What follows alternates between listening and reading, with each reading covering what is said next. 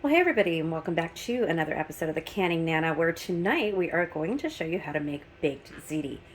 So, please excuse my voice. I went to Disneyland yesterday, had a lot of fun, did a lot of screaming, lost my voice. So, I'm gonna do the best I can right now. I'm gonna show you guys the ingredients to make baked ziti. This is a family recipe that I have made forever, at least for 35 years, and it's the way that I was taught, and now I'm going to teach you guys. So the ingredients you need: mozzarella cheese, Italian seasoning, ricotta cheese, Parmesan Reggiano cheese, some onion, some preferably homemade marinara sauce, and this is my homemade minced garlic. And on the other side of the kitchen, we have our sausage and our pasta already done. So here is the sausage. This is hot Italian sausage. It is one package. There were 6 links in here, and we just took the meat out of the casing, cooked it down, and that's what we have. Normally you can add ground beef, really good ground beef, and Italian sausage, a little bit smaller than this, but we're going to do it just a little bit different tonight. We want chunkier meat, so we're going to add this in. And then here is our pasta, and you can see I'm not using ziti. I am using penne. Ziti, since all of this happened a year and a half ago now, almost 2 years ago, it was really hard to find here. So I am completely out of stock with ziti. I think I'm going to make some soon. I'll be making some pasta and taking you guys along for that. They're really easy. So we're going to be using penne, which actually I prefer. It has the little ridges on it. It holds the sauce better, and it's a little bit bigger than ziti, and it comes out fine. You can use any similar pasta. It doesn't have to be penne or ziti. Rigatoni works. You just don't want to use a spaghetti or a long noodle because you're baking it, and you want it to be able to hold up in the oven. Okay, here we go.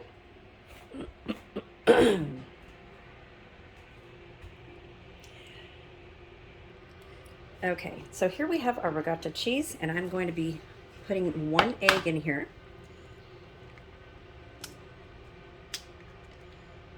We're going to mix that in. I'm going to add a little bit of salt. This is Himalayan sea salt that I love, you guys. So good. And then some of Watkins pepper. I'm so glad I got this back in stock.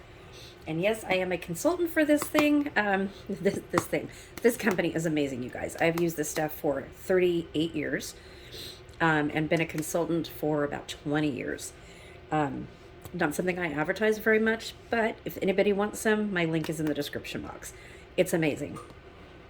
All of their products are, but especially the pepper just makes a big difference. So we're going to add pepper. I like to use a lot of pepper.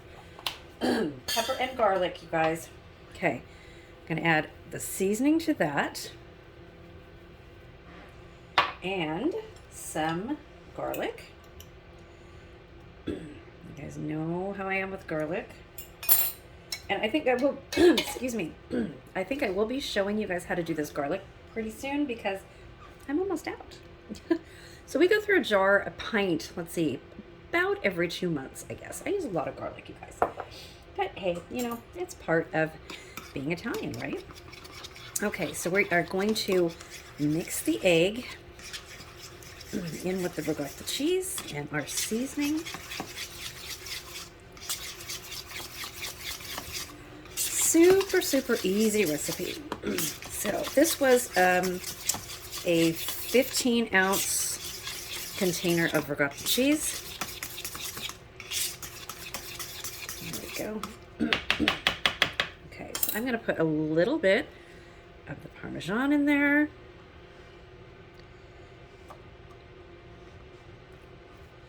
And some of the mozzarella, just a little bit.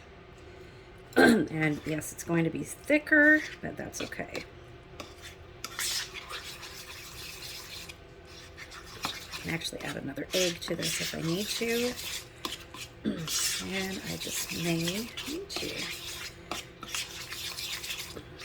Nope, I think it'll be fine. Okay. So I'm going to add some onions to this. Now you can brown your onions if you want to. I'm just doing this quickly. Raw onions are fine. They're going to cook in the oven with the rest of this. It really doesn't make a difference. And I'll just add the rest of it to the mixture when I put it in there. Okay.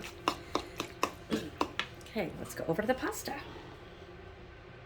Actually, I think we're going to open our jars first. Okay, let's listen.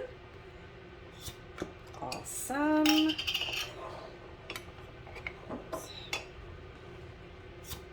Awesome. Oh my goodness, you guys. This smells like a tomato garden of sauce. This is some of the fresh tomatoes that I got last September. If you guys go back to that video when I picked 200 pounds of tomatoes. This is what this is, and I made marinara sauce out of it. This is that sauce. So I am really excited about this. I could smell it. It smells amazing. Okay, now let's go over the pasta. Okay, hopefully you guys can see this. Yeah, you can see this. Okay. So I am going to add this amazing mixture to the pasta. So when you make baked ziti or lasagna, one of the things that most people do wrong is that they add everything separate. Everything's separate. What you want to do is add everything to your ricotta cheese and then put it in with your pasta. And this way, all of those flavors are already mixed together, and it's nice and smooth, and they're evenly spread out.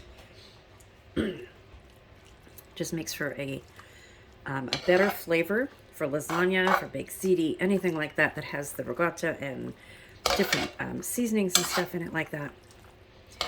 Much, much better. So we're just going to mix this in here.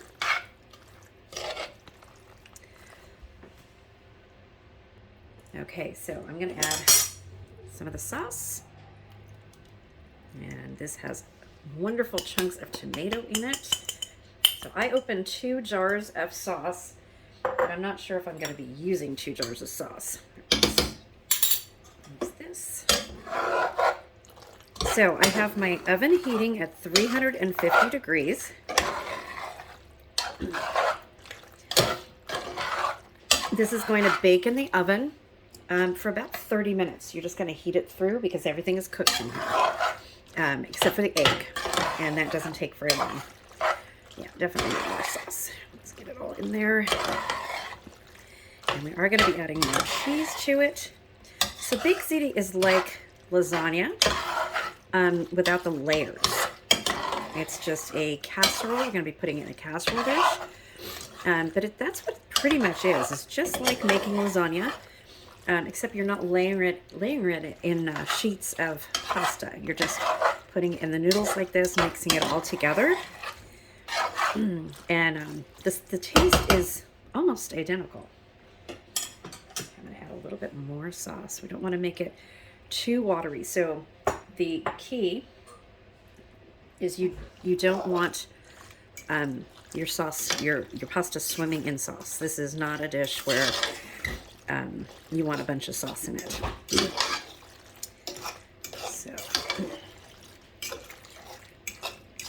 We're going to be putting a lot of cheese, a lot more cheese in here too. Sorry for my voice, you guys.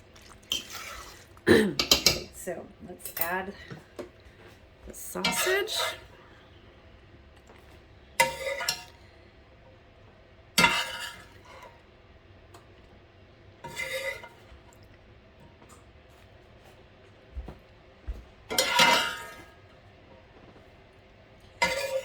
Lots of sausage.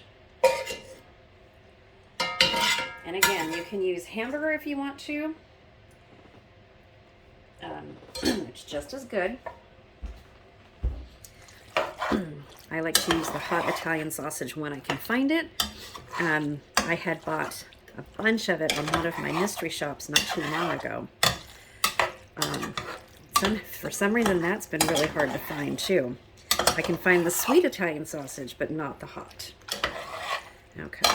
Now, I do have my gas on very, very low so that this is getting hot as I add everything. I'm going to go get the cheese. Okay. So, I have added garlic and onion, and I'm going to add some more seasoning to it. And then we're going to add the cheese. So, this is just 1 pound of mozzarella cheese, grated. I'm just going to add a little bit at a time. And we're going to add the rest of the Parmesan in here. And then we're going to put some on top as well. It's a very cheesy dish. Okay, so we're going to mix this all together.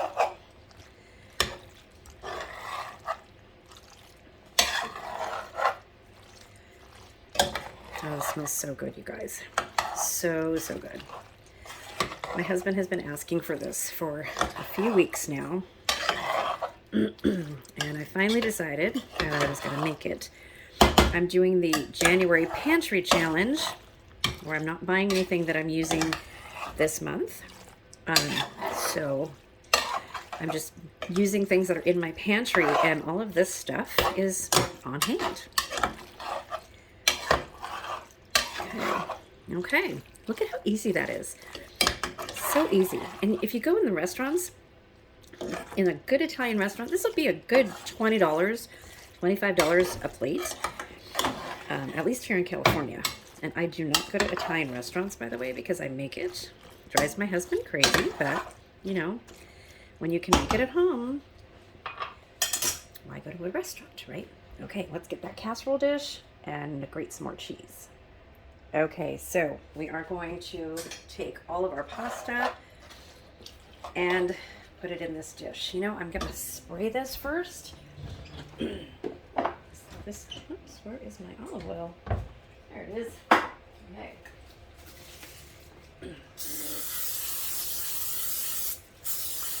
There we go. Okay, so I'm going to put this in here. This almost doesn't... Seems like it's going to be a lot for this pan. If I need another pan, then that's fine.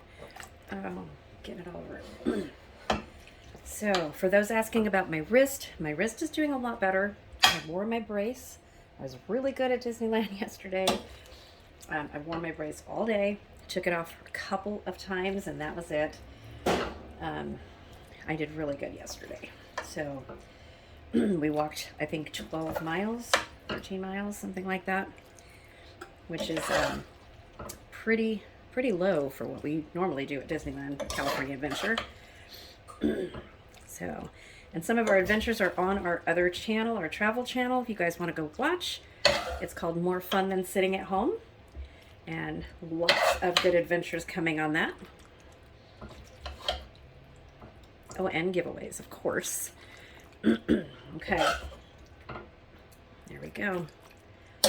This is amazing. Yeah, so I'm running out of room a little bit, but it's okay. I should have used my bigger casserole pan. And yes, I'm only cooking for 2 people. So I could have another 8 people come over right now, and I would have plenty of food. That's the Italian tradition, guys. That's how I was taught. And that's what I do. So what I do with the leftovers, this freezes really well. So if you have a food saver, or if you have like those little Rubbermaid containers, you can freeze this in there. You might want to add a little bit more sauce to it if you're going to do that, so it's not dry when you take it out, or have sauce on hand for when you defrost it. Make sure that you have sauce on hand. Okay, so here we go. I'm going to add a little bit of sauce to the top of this because my sauce is chunky and it'll give it really good flavor. So I did use 2 jars of my sauce, so I'm going to spread that on there. There we go. Okay. And then we're going to add more cheese. Look at that, amazing. Add some more cheese to this.